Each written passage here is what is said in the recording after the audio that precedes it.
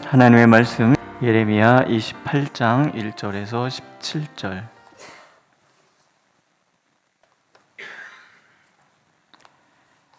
예레미야 28장 1절에서 17절. 우리 한 목소리로 읽겠습니다. 1절. 그해 곧 유다 왕 시드기야가 다스리기 시작한 지 4년 다섯째 달, 기브온 아술의 아들 여호와의 성전에서 제사장들과 모든 백성이 보는 앞에서 내게 말하여 이르되, 만군의 여호와 이스라엘의 하나님이 이같이 일러 말씀하시기를, 내가 바벨론의 왕의 멍에를 꺾었느니라. 내가 바벨론의 왕 느부갓네살이 이곳에서 빼앗아 바벨론으로 옮겨간 여호와의 성전 모든 기구를 2년 안에 다시 이곳으로 되돌려 오리라. 내가 또 유다의 왕 여호야김의 아들 여고니아와 바벨론으로 간 유다 모든 포로를 다시 이곳으로 돌아오게 하리니, 이는 내가 바벨론의 왕의 멍에를 꺾을 것임이라. 여호와의 말씀이니라 하니라. 선지자 예레미야가 여호와의 성전에 서 있는 제사장들과 모든 백성들이 보는 앞에서 선지자 하냐냐에게 말하니라. 이사야가 말하니라. 아멘. 여호와는 이같이 하옵소서. 여호와께서 내가 예언한 말씀대로 이루사 여호와의 성전 기구와 모든 포로를 바벨론에서 이곳으로 되돌려 오시기를 원하노라. 그러나 너는 내가 내 귀와 모든 백성에게 이르니 이 말을 잘 들으라. 나와 너 이전의 선지자들이 예로부터 많은 땅들과 큰 나라들에 대하여 전쟁과 재앙과 전염병을 예언하였느니라. 평안을 예언하는 선지자는 그 예언자의 말이 응한 후에야 그가 진실로 여호와께서 보내신 선지자로 인정받게 되리라. 선지자 하나냐가 선지자 예레미야의 목에서 멍에를 빼앗아 꺾고 모든 백성 앞에서 하나냐가 말하여 이르되, 여호와께서 이와 같이 말씀하시니라. 내가 2년 안에 모든 민족의 목에서 바벨론의 왕 느부갓네살의 멍에를 이와 같이 꺾어버리라 하셨느니라 하매, 선지자 예레미야가 자기의 길을 가니라. 멍에를 꺾어버린 후에 여호와의 말씀이 예레미야에게 임하니라. 이르시기를, 너는 가서 하나냐에게 말하여 이르기를, 여호와의 말씀에 내가 나의 멍에들을 꺾었으나 그 대신 새 멍에들을 만들었느니라.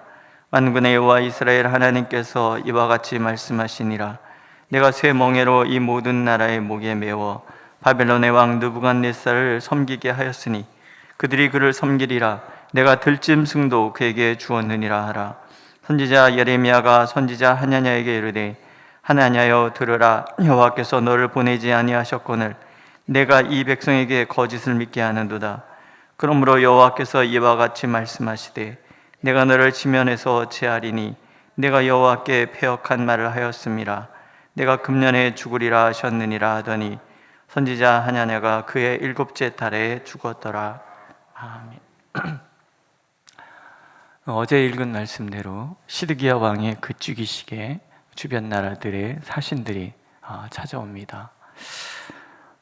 그 사신들 앞에 예레미야 선지자가 멍에를 메고 등장을 하는 거죠. 일종의 퍼포먼스입니다. 이 역사의 주관자신 하나님께서 지금 바벨론의 왕 느부갓네살을 온 세상의 심판자로 세웠으니 모두가 항복하라. 그러면 살 것이다. 만약에 그렇지 않으면 이런 멍에를 매게 될 것이다. 이런 하나님의 말씀을 행동으로 이렇게 표현하는 거죠. 유다도 예외일 수 없다. 하나님 선지자를 통해서 하나님 그렇게 얘기합니다. 우리 생각에 이런 행동을 하게 되면 파급 효과가 있었을 것이다. 우리가 생각을 하잖아요. 그런데 아무도 예레미야 선지자의 그런 행동과 말에 대해서 경각심을 갖지 않았던 것 같습니다. 그날부터 4년 하고도 5달 동안 예레미야 선지자가 그러고 돌아다니거든요. 회개운동이 일어났다는 얘기를 우리는 못 보잖아요. 그 결정체가 바로 하나냐라는 선지자의 등장입니다. 예레미야 선지자가 한 말과 전혀 반대의 말을 이 하나냐 선지자가 합니다. 그 예언은 크게 3가지죠. 하나는 바벨론 왕이 씌운 굴레를 하나님께서 꺾으실 것이다. 그리고 느부갓네살이 빼앗아간 성전의 모든 기구를 2년 안에 되돌려 놓으실 것이다. 세 번째는 포로로 끌려갔던 여고냐 왕과 유다 백성들이 2년 안에 돌아오게 만들 것이다. 이런 얘기를 해요. 그가 그렇게 말할 수 있었던 이유, 아마 하나님은 이런 생각을 했을 거예요. 하나님은 전능하시다. 그래서 바벨론의 왕이나 그 군대에서도 충분히 유대를 지켜줄 수 있는 분이시다. 맞지요? 하나님께서는 이스라엘을 사랑하시고 결코 버리지 않으시는 분이시다. 인자를 천대까지 베푸시는 하나님이시잖아요. 그 다음에 그러니 하나님께서 대적의 손에 이스라엘을 그냥 내버려 두실 리가 없다. 바벨론 왕 느부갓네살을 나의 종이라고 선지자가 예언했지만 그럴 리 없다. 이스라엘의 대적이 어찌 하나님의 종이 될 수 있느냐? 이스라엘의 대적은 하나님의 대적일 뿐이다. 그러니 그들과 반드시 싸우실 것이다. 그리고 마지막, 하나님의 백성 이스라엘이 항복해야 살 수 있다는 예레미야 예언은 있을 수 없는 일이다. 아마 이런 논리가 있지 않았겠나, 그런 거예요. 백성들이 얼마나 환호했겠습니까? 그렇죠? 그러나 이것이 일반적인 경우에는 다 맞는 이야기예요. 그런데 하나님의 선지자가 간과한 것이 뭐겠습니까? 지금 이스라엘은 하나님 앞에 범죄하고 있다는, 온 땅에는 우상이 가득했고 뒤에 보면은 하늘 여신을 숭배하는 일들이 성전에서부터 시작해서 온 유다에 다 퍼져 있는 거예요. 오죽하면 나중에 예레미야 선지자 이런 얘기까지 해요. 우리가 하늘 여신을 섬길 때는 기근도 없었다라는 거예요. 아세라 여신을 섬길 때는, 바알과 아세라를 섬길 때는 그들이 계절의 신이기 때문에, 풍류의 신이기 때문에 기근이 있어 본 적이 없었다. 근데 네 말대로 여호와 하나님만을 섬기려고 했더니 이게 기근이 찾아왔다. 이런 논리를 펴거든요.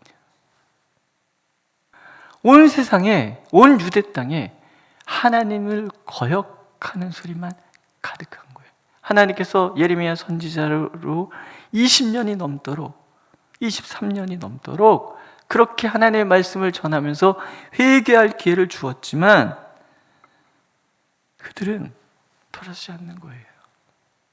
하나님께서 하나님의 뜻에 어긋났을 때는 완전히 판을 엎어버릴 수도 있다는 거, 이게 하나님의 공이라는 것을 간과하는 거죠. 하나님의 선지자는 그걸 모르는 거예요. 예레미야 선지자가 이렇게 얘기하죠. 아멘, 여호와는 이같이 하옵소서. 비꼬는 거예요. 그리 되면 얼마나 좋겠습니까? 그렇지 않습니까? 선지자도 마찬가지. 나도 그리 되면 좋겠다. 하나님이 바벨론을 멸망시켜서 2년 안에 포로를 끌려갔던 사람들, 빼앗겼던 성전 기구들이 다 돌아와서 나도 좋겠다. 얼마나 좋은가. 그러나 중요한 이야기, 나와 그 전의 선지자들도 하나님의 심판에 대한 이야기를 했었다. 지금까지 일관되게 하나님이 들려주신 이야기는, 선지자들을 통해서 들려주신 얘기는 심판의 얘기. 너희가 지금 하나님의 진노 아래에 있다라는 거예요. 네가 만약 평화를 예언한다면 그 말이 응해야 할 것이다. 이게 9절 얘기잖아요. 평화를 예언하는 선지자는 그 예언자의 말이 응한 후에야 그가 진실로 여호와께서 보내신 선지자로 인정받게 되리라. 예언의 말씀에 대한 대원칙이에요. 응답이 돼야, 그래야 하나님의 말씀인 거예요. 불순종이 가득한 이 시대, 하나님을 거역하는 이 시대에 평화의 얘기는 정말 듣기 좋은 얘기죠. 하지만 아무리 듣기 좋은 얘기도 이루어지지 않는다면 아무 소용이 없는 거잖아요. 하나님의 예언은 하나님의 말씀이 아니죠. 백성들이 듣기 좋은 달콤한 이야기죠. 선지자 이 말에 하나냐가 물러서지 않습니다. 예레미야 선지자가 4년 5개월 동안 메고 있던 멍에를 꺾어버리는 거예요. 이 사람도 퍼포먼스죠. 여호와께서 바벨론 왕이 씌운 멍에를 이렇게 꺾어버릴 것이다. 아마 백성들은 열광했을 거예요. 그럼 그렇지, 하나님이 어떤 분이신데 이렇겠지요. 무지의 어둠은, 로마서 우리 요새 말씀드렸잖아요. 무지의 어둠, 그 어둠에 갇혀서 벗어나지 못하는 것이 하나님의 심판인 거예요. 진노인 거예요. 내가 수렁에 빠졌으면 수렁에 빠졌다는 걸 자각해야 수렁에서 나올 거 아니에요. 근데 수렁에 빠져 있는데 빠졌는지도 몰라. 자기가 지금 수렁에 있다는 걸 몰라. 내가 곧 죽을 것이라는 것도 몰라. 그러면 나올 생각하지 않을 거잖아요. 하나냐와 모든 백성들이 무지의 어둠에 갇혀 있으니 하나님의 뜻을 분별할 수 있는 지혜도 없고 지금 하나님께서 진노하고 있다는 것을 알지 못하는 거예요. 듣고자 하는 마음이 없으면 들리지 않고 보고자 하는 마음이 없으면 보이지 않는 거예요. 하나님께서 선지자 예레미야에게 하나냐에 대한 예언을 따로 하십니다. 첫째, 나무 멍에를 꺾었기 때문에 새 멍에를 매게 될 것이다. 하나님께서 2년 안에 다 회복시켜 주셨다는 얘기 너무나 좋은 얘기죠. 하나님의 전능하심을 얘기했을 거고 하나님의 사랑을 얘기했을 거고 하나님께서 모든 대적을 물리쳐 주시다는 이 달콤한 얘기들, 회개를 촉구하지 않고 그저 복만 형통해질 것이다. 하나님의 아들, 딸이니 우리가 어떻게 살아도 하나님 우리를 복을 줄 것이다. 한 번 구원받은 것은 결코 뒤돌릴 수 없는 것이다. 이걸 어떤 목사님은 값싼 은혜라고 그랬어요. 값싼 은혜. 내가 하나님의 백성으로 구원받을 때 하나님의 치르신 그 희생을 기억하지 않는 구원의 은혜는 값싼 은혜. 적당히 세상과 타협하고 한 걸음은 세상에, 한 걸음은 한 발은 교회에 두고 적당히 살아가면서 내가 하나님의 복을 받은 하나님의 자녀다라는 그런 생각은 값싼 거예요. 오늘도 어미로우신 하나님 앞에 우리가 있고 우리가 감히 다가갈 수 없는 하나님 그 거룩한 빛 가운데 우리가 있다는 것, 우리가 그 은혜의 보좌 앞에 서는 것 자체가 독생자의 목숨 건 그 희생 덕분이라는 걸 잊어버린다 그러면 유다가 한판에 그저 엎어진 것처럼 오늘 우리의 신앙도 우리의 삶도 엎어질 거라는 거예요. 달콤한 얘기, 듣기 좋은 얘기. 그래서 하나냐는 호미로 막을 것을 가래로도 막지 못하는 잘못을 범하는 거예요. 네가 나무 멍에를 꺾었느냐? 새 멍에를 지게 될 것이다. 회개할 기회를, 달콤한 얘기를 통해서 회개할 기회를 잊어버리게 하는 거예요.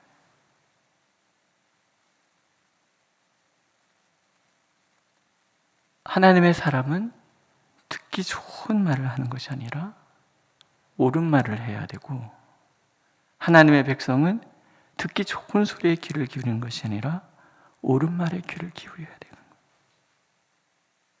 늘 우리는 하나님 앞에 말씀에 서서 그 말씀 앞에서 나를 정밀하게 들여다봐야죠. 나의 말, 나의 행동, 거기에 혹여나 하나님을 거역하거나 하나님께 불순종하거나 하나님보다 더 나은, 우리 맨날 기도할 때 있잖아요.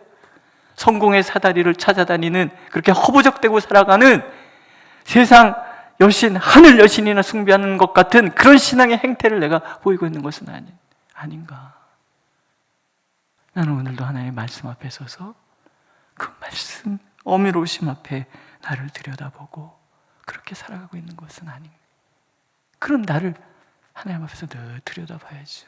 그래야 호미로 막을 것도 바늘로 막아낼 수 있는 거고, 반대면 호미로 막을 수 있는 것을 가래로도 막지 못하는 그런 나무 멍에를 짊어져야 될 쇠멍에를 매는 거예요. 회개의 시간은 나무 멍에인 거예요. 그게 고통스럽어도 그 시간이 지나면 하나님이 다 회복시켜 주실 거예요. 하지만 그렇지 않으면 포로 생활의 그 어려운 시간들을 보내야 되는 거죠. 쇠멍에 같이. 두 번째, 시대를 분별하지 못하는 그의 어두운 시선을 지적을 하잖아요. 내가 쇠멍에로 이 모든 나라의 목에 메어 바벨론의 왕 느부갓네살을 섬기게 하였으니 내가 들짐승도 그에게 주었느니라. 지금 하나님께서 심판자로, 온 세상의 심판자로 느부갓네살을 쓰고 계시다는 거예요. 나의 종이라고까지 얘기하시잖아요. 하나님께서 바벨론의 왕 느부갓네살을 나의 종이라고 말씀하실 때 왜 그러는지에 대한 시대의 역사, 하나님의 손길을 볼 수 있는 눈이 선지자는 반드시 있어야 된다는. 하나님께서 시대를 주관하시고 누가 지금 하나님의 손에 붙들려 있는가 하는 거예요. 여러분들에게는 어떻게 들리실지 모르지만 저는요, 요즘 대통령이나 차기 유력한 대권 주자라나 이런 사람들을 보면서 마음이 너무 아파요. 결국은 이 민족은 그들이 사라질 때까지 그렇게 어려움을 겪을 것이 아닐까, 이런 생각이 드는 거죠. 오늘 시대에 하나님께서 누구를 사용하시는가 하는 거죠. 바벨론의 느부갓네살이라는 왕이 그 포악함을 하나님 쓰고 계신다 그러면 슬픈 거죠. 고레스라는 왕, 이런 왕, 나의 종, 똑같은 나의 종이라고 하나님 말씀하시거든요. 느부갓네살은 심판의 종으로 사용하셨고, 고레스는 자유와 평화와 해방의 종으로 하나님이 사용하시는 거예요. 오늘 우리는 이 시대를 바라보면서 무엇이 하나님의 역사의 손길인지 볼 수 있는 눈을 가져야죠. 그래서 기도해야 돼요. 하나님, 우리에게 영적 능력을 주셔서 분별할 수 있는 영적 능력을 주시옵소서. 우리 가정에 찾아온 일들도 하나님의 시각에서 이걸 어떻게 봐야 되는지 볼 수 있는 눈을 우리에게 허락해 주시고, 내게 닥쳐있는 모든 일들을 통해서 하나님 무엇을 내게 원하시는지를 하나님 돌아보기를 원하시는 거죠. 이걸 볼 수 있을 때 우리는 하나님의 말씀 앞에 설 수 있고 하나님의 뜻을 이루어가는 하나님의 사람이 될 수 있는 거죠. 그리고 하나님께서 하나님에게 엄중하게 죄를 물으시잖아요. 그의 죄는 이거죠. 여호와께서 너를 보내지 아니하였거늘 내가 이 백성의 거짓을 믿게 하는도다. 이게 하나님의 잘못이에요. 거짓을 말하고 온 백성이 거짓을 믿게 한 죄. 그래서 하나님께서 그를 지면에서 지워버리겠다고 말씀하시잖아요. 이게 내가 금년에 죽으리라. 너는 더 이상 이 세상에 살 가치가 없다는 얘기죠. 그해 7째 달 거짓 예언을 한 지 2달 만에 이 선지자가 죽습니다. 왜 죽이셨겠어요? 하나님의 뜻이 무엇인지를 하나님께서 다시 한번 보여주시는 거예요. 예레미야 선지자가 옳다는 얘기를, 무슨 얘기예요? 돌아서라는, 아직도 기회가 있으니 돌아서라는, 회개하라는 거예요. 근데 그러지 않잖아요. 오늘 우리는 우리 자신을 돌아보면서 내가 하나님 앞에 서 있는지 살펴보기를 하나님 원하십니다. 하나님의 세우심에 순종하기를 하나님께서는 원하시는 거예요. 예레미야 선지자 그 본을 보여주는 거예요. 4년 5개월 동안 멍에를 메고 돌아다니 얼마나 힘들었겠습니까? 그런데 순종하는 거예요. 왜? 불편하지만 토달지 않는 이유는 내가 이런 행동을 통해서 한 사람이라도 돌아올 수 있다면. 어떤 목사님이 그래요. 제가 그 얘기를 들으면서 참 생각을 많이 했는데요. 정치적인 그 어떤 문제 때문에 막 커버된 어떤 성도가 있더래요. 그래서 찾아가서 무릎을 꿇고 미안하다고, 그런 뜻이 아니었다고 그러셨대요. 왜 그랬냐고 물어봤더니 내가 무릎 아니라 다른 뭘 하도 한 사람이 예배 자리에서 떠나지만 않는다면 그러면 족하지 않는가, 이런 마음이었대요. 그래서 제가 어렵잖아요. 내 자존심 다 내려놓고 그 사람의 영혼을 위하여 무릎이라도 꿇고 기라 그러면 기고 뺨을 치면 뺨을 맞을 수 있을 정도의 그런 마음. 근데 예레미야 선지자가 그런 사람인 거죠.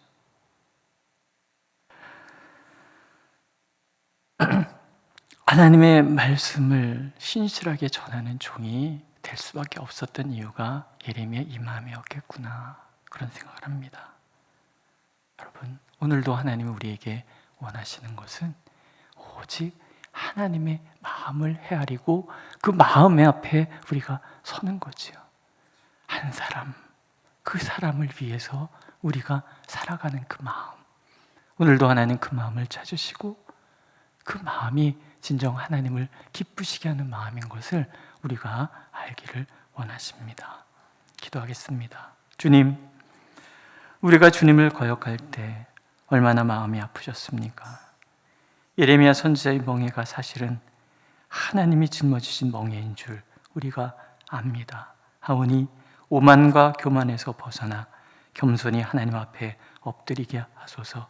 그래서 시대 가운데 역사하시는 하나님의 손길을 보고 하나님의 뜻을 가슴에 품고 하나님의 마음을 헤아려서 하나님의 뜻을 이루는 삶, 특별히 겸손히 하나님의 뜻으로 돌이키는 회개의 삶을 살 수 있도록 우리를 인도하여 주옵소서. 예수님의 이름으로 기도드렸습니다. 아멘. 하늘에 계신 우리 아버지, 아버지의 이름을 거룩하게 하시며 아버지의 나라가 오게 하시며 아버지의 뜻이 하늘에서와 같이 땅에서도 이루어지게 하소서. 오늘 우리에게 일용할 양식을 주시고 우리가 우리에게 잘못한 사람을 용서해 준 것 같이 우리 죄를 용서하여 주시고 우리를 시험에 빠지지 않게 하시고 악에서 구하소서. 나라와 권능과 영광이 영원히 아버지의 것입니다. 아멘.